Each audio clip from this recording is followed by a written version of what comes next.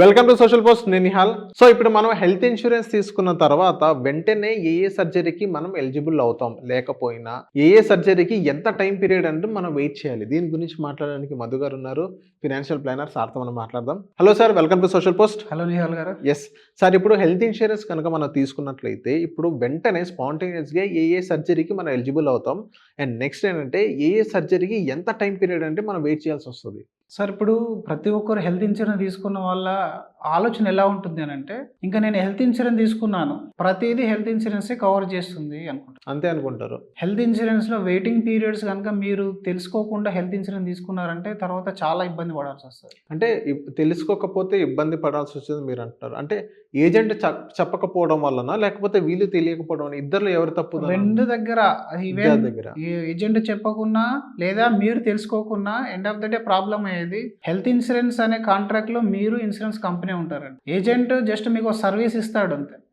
అయితే తెలుసుకోవాల్సిన బాధ్యత 100% ఉంటుంది. కొంతమంది ముందుగానే చెప్తారు, ఈ రోజుల్లో అయితే అందరు చెప్పేస్తున్నారు. అసలు నిజానికి మనం ఇండియాలో హెల్త్ ఇన్సూరెన్స్ని ఒక బిజినెస్ లాగా చేసే వాళ్ళ ఏజెంట్లు చాలా తక్కువ మంది. ఎందుకంటే ఏజెంట్లు కూడా భయపడతారు. ఈ హెల్త్ వస్తే ఎవరు పెట్టుకుంటారు, ఏ సర్జరీ కవర్ అయిద్దు, ఏది కవర్ కాదు, దానికి ఆ ట్రైనింగ్లోకి వెళ్ళాలంటే కనీసం 1 year టైం పడుతుంది, రియల్ టైం ఎక్స్పీరియన్స్ లేకపోతే నేను ఎక్కడ ఇబ్బంది పడతాను అని చెప్పేసి చాలా మంది అసలు ఆ బిజినెస్నే టచ్ చేయరు. నేను చాలా మంది ఫైనాన్షియల్ ప్లానర్ని కూడా చూశాను, వాళ్ళు హెల్త్ ఇన్సూరెన్స్ సెల్ కూడా చేయరు అసలు. అయితే మీరు అడ్వైజర్ దగ్గర తీసుకున్నా, బయట తీసుకున్నా, అసలు హెల్త్ ఇన్సూరెన్స్లో ఏ ట్రీట్మెంట్ ఎప్పటి నుంచి కవర్ అవుతుంది, మీరు పోర్టల్లో చాలా మంది వెతుకుతారు, యూట్యూబ్లో చూస్తారు చాలా మంది, కానీ ఒక clear cut real time explanation అనేది ఎక్కడ కూడా నాకు కనబడలేదు. మనం ఈరోజు డిస్కస్ చేయం. మీరు హెల్త్ ఇన్సూరెన్స్ కానీ తీసుకున్నారంటే ఈరోజు మొదటి రోజు నుంచి కవర్ అయితే ఏదైనా ఉందా అంటే అది మీకు ఏదైనా యాక్సిడెంటల్గా ఇంజరీ జరిగితే తీసుకున్న మొదటి రోజు నుంచి కవర్ అయిపోతుంది.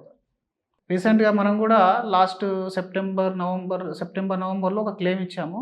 మనం హెల్త్ ఇన్సూరెన్స్ తీసుకున్న వెంటనే వాళ్ళకి యాక్సిడెంట్ అయింది. ఆల్మోస్ట్ 4.5 lakh rupees అనేది క్లెయిమ్ సెటిల్మెంట్ అనేది జరిగింది. అంటే ఇమీడియట్గా యాక్సిడెంటల్ ఇంజరీస్ కవర్ అవుతాయి. దీని తర్వాత ఎలాంటి యాక్సిడెంట్, ఎనీ యాక్సిడెంట్ మీకు ఇంటెన్షన్ లేకుండా జరిగేది ప్రమాదం అంటే ఏంటి అంటే ఇంట్లో కూడా ఇంట్లో జారి పడ్డా.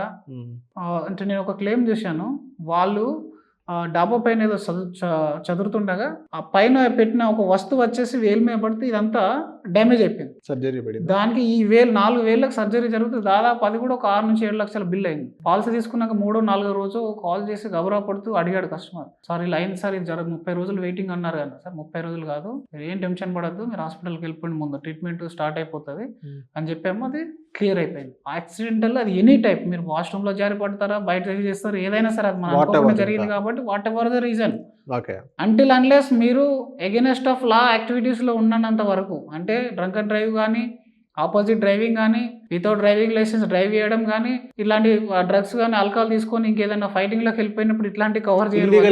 ఇల్లీగల్ యాక్టివిటీస్ లేనంత వరకు, ఇంటెన్షన్ లేనంత వరకు కవర్ అయిపోతుంది. తర్వాత మొదటి 30 రోజుల వెయిటింగ్ పీరియడ్ అనేది ఉంటుంది. 30 days. ఈ 30 days జనరల్ వెయిటింగ్ పీరియడ్ అంటే మీకు ఆరోగ్యపరంగా ఏదైనా సమస్యలు వస్తే 30 రోజుల వరకు అసలు ఏది కవర్ కాదు. 30 రోజుల తర్వాత కూడా కవర్ కానీ ఆరోగ్య సమస్యలు ఉంటాయి. ఇంకో 2 వెయిటింగ్ పీరియడ్స్ ఉంటాయి. ఒకటి జనరల్ వెయిటింగ్ పీరియడ్ అంటారు 2 years, ఇంకొకటి PED వెయిటింగ్ పీరియడ్ అంటారు, అంటే ప్రీ ఎగ్జిస్టింగ్ డిసీజ్. దీన్ని ఏమంటారు అంటే పాలసీ తీసుకోకంటే ముందే మీకు ఏదైనా బీపీ కానీ, షుగర్ కానీ, థైరాయిడ్ కానీ ఇలాంటివి ఉంటే దాన్ని PED అంటారు, అస్తమా కానీ. అయితే ఈ 30 రోజుల తర్వాత జనరల్ వైరల్ ఫీవర్స్ కానీ, ఏదైనా సర్జరీస్ కానీ కవర్ అయిపోతాయి.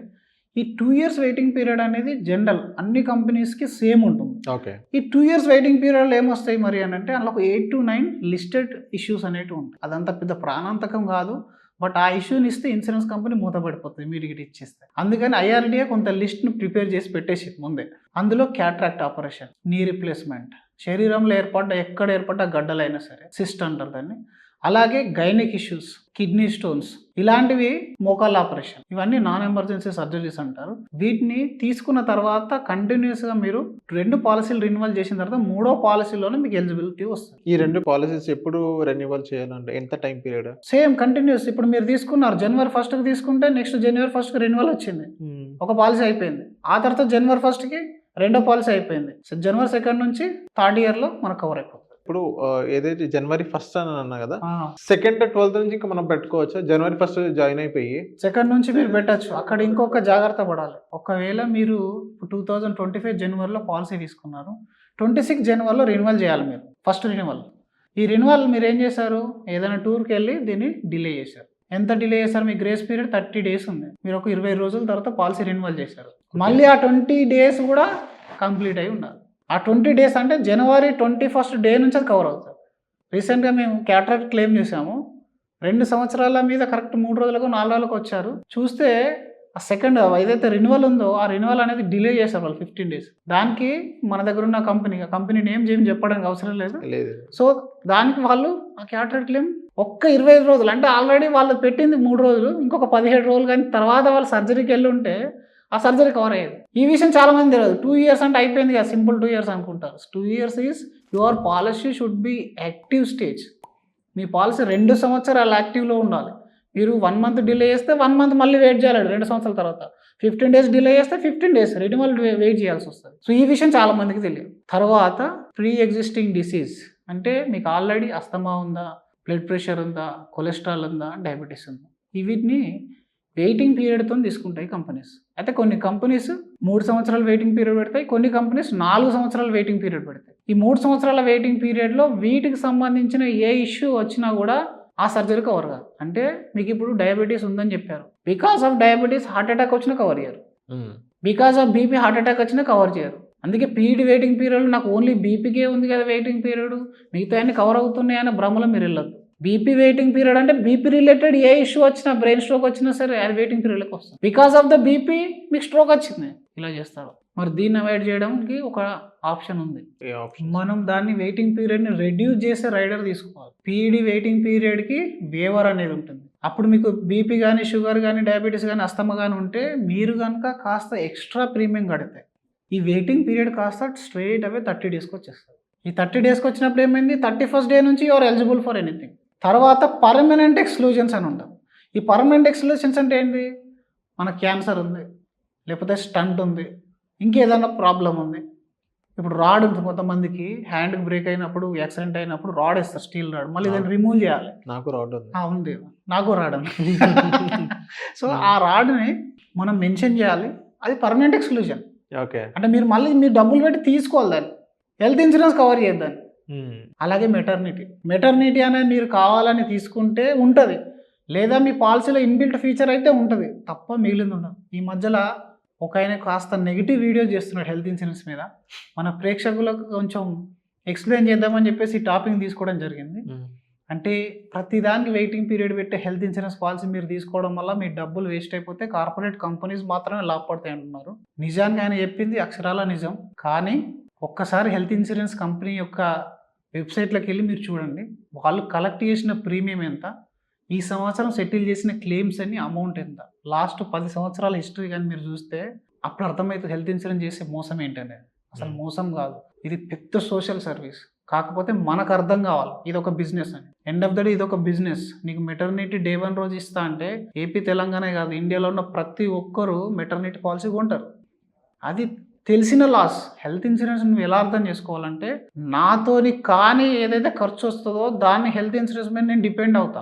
ఆరోగ్యంగా ఉన్నప్పుడు నేను తీసుకుంటా, ఫ్యూచర్లో నా ఆరోగ్యం నా చేతిలో లేదు కాబట్టి అది హెల్త్ ఇన్సూరెన్స్ కవర్ అవుతుంది. అంతేగాని నాకు వెయిటింగ్ పీరియడ్ లేకుండా ఇష్యూస్ కవర్ చేయాలి, నాకు క్యాన్సర్ వచ్చినప్పుడే పాలసీ ఇవ్వదు, నాకు మెటర్నిటీ కావాలంటే వెయిటింగ్ పీరియడ్ పెడుతుంది అని పిచ్చి పిచ్చి వీడియోలు చూసి మోసపోద్దు ఎవరు కూడా. చాలా చాలా జాగ్రత్తగా మీరు అబ్జర్వ్ చేస్తే కోట్లలో క్లెయిమ్ సెటిల్ చేస్తున్నాయి కంపెనీస్. ఈ కంపెనీ ఆ కంపెనీ అని చెప్పి మనం చెప్పడం లేదు. ప్రతి కంపెనీ అంటిల్ అన్లెస్ మనం పర్ఫెక్ట్ ఉన్నంత వరకు, మనం ప్రాపర్ డాటా ఇచ్చినంత వరకు ఏదో 1 or 2 కంపెనీస్ కొంచెం డిలే చేయడము, మీతో ప్లే చేయడం చేస్తాయి. దానికి ప్రాపర్ అడ్వైజర్ ఉంటే మీకు హెల్ప్ చేయగలుగుతాడు, లేదా అంబుడ్స్మెన్ ఉంటుంది, ఐఆర్డీఏ ఉంటుంది, వీటిలో కంప్లైంట్ చేసుకోవాలి తప్ప. కానీ అసలు ఈ హెల్త్ ఇన్సూరెన్స్ని అవాయిడ్ చేసి ఎవరైతే ఫైనాన్షియల్ ఇన్వెస్ట్మెంట్స్ ఇట్లాంటివి ఆలోచిస్తారో వాళ్ళు ఏదో రోజు స్ట్రక్ అయిపోతారు ఈ మెడికల్ బిల్స్లో. కాబట్టి హెల్త్ ఇన్సూరెన్స్ తీసుకునేప్పుడే అసలు ఏ సర్జరీ ఎప్పుడు కవర్ అవుతుంది అనేది ముందే తెలుసుకోవాలి. అసలు మొత్తానికి కవర్ కానీ ముందు అడగండి. 3 years ఏంటి అడగండి, 2 years ఏంటి అడగండి, 1 month ఏంటని అడగండి.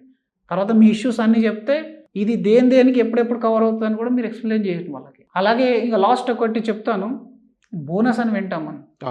మనకు ఇప్పుడు ఒక 10 లక్షల పాలసీ తీసుకుంటే ₹1,00,000 బోనస్ ఇస్తున్నారు అనుకుందాం. ఒక 10 ఏళ్ళు అయింది లేదా 5 ఏళ్ళు అయింది అనుకుందాం. ఈ 10 లక్షల పాలసీ మీద 5 ఏళ్లలో ఒక ₹5,00,000 బోనస్ మనకు అక్యుములేట్ అయింది. మీ బోనస్ కూడా ఎప్పుడెప్పుడు యాడ్ అవుతుందో దానికి 2 years waiting period, 3 years waiting period మళ్ళీ స్టార్ట్ అవుతుంది. అవును. నాకు ఇప్పుడు బోనస్ 5 లక్షలు ఉంది, మెయిన్ పాలసీ 10 లక్షలు ఉంది అని చెప్పేసి మీరు 15 లక్షల దాకా వస్తుంది అని చెప్పేసి మనం అనుకోవద్దు. ఈ 2 ఇయర్స్ 3 ఇయర్స్ వెయిటింగ్ పీరియడ్ అంతా కూడా పాలసీలో బ్రేకప్లు ఇస్తారు బాగా. అందులో చూసుకోవాలి. ఈ బోనస్కి వెయిటింగ్ పీరియడ్ ఉంటుంది. ఈ బోనస్ మళ్ళీ 2 ఇయర్స్ ఉంటే 2 ఇయర్స్, 3 ఇయర్స్ ఉంటే 3 ఇయర్స్. చాలా చాలా సూక్ష్మంగా మనం గమనించిన తర్వాత ఒక మంచి పాలసీని, ఒక సర్వీస్ పాయింట్ని మీరు ఎన్నుకొని హెల్త్ ఇన్సూరెన్స్ అండ్ ఈ రోజుల్లో ఉన్న మెడికల్ ఖర్చులకు కాదు, రాబోయే 20 సంవత్సరాల్లో మన మెడికల్ ఇన్ఫ్లేషన్ అర్థం చేసుకొని కవరేజ్ని తీసుకోవాలి. ఎందుకంటే once you are operated, engine పైన కారుకి ఎలాగైతే ఇన్సూరెన్స్ ఇవ్వరో, అలా డ్యామేజ్ అయిన దానికి ఇన్సూరెన్స్ ఇవ్వరో, మన పరిస్థితి కూడా అంతే. మనకు ఒక్కసారి ఇన్సూరెన్స్ లేదు అంటే లైఫ్ టైం మనం క్యాష్తోని మేనేజ్మెంట్ చేసుకోవాలి. ఇది ఎవరితోనయ్యే పని కాదు. ఈవెన్ మీరు అభిమానించే సెలబ్రిటీకి, మీ నాయకునికి, మీరు అభిమానించే ఎవరికైనా సరే ఇన్సూరెన్స్ అనేది లేని వాళ్ళు ఉండరు, డబ్బున్న వాళ్ళు. కాబట్టి మనకెందుకు లేదని ఆలోచించుకొని ఒక ప్రాపర్ పాలసీని తీసుకోవాలి.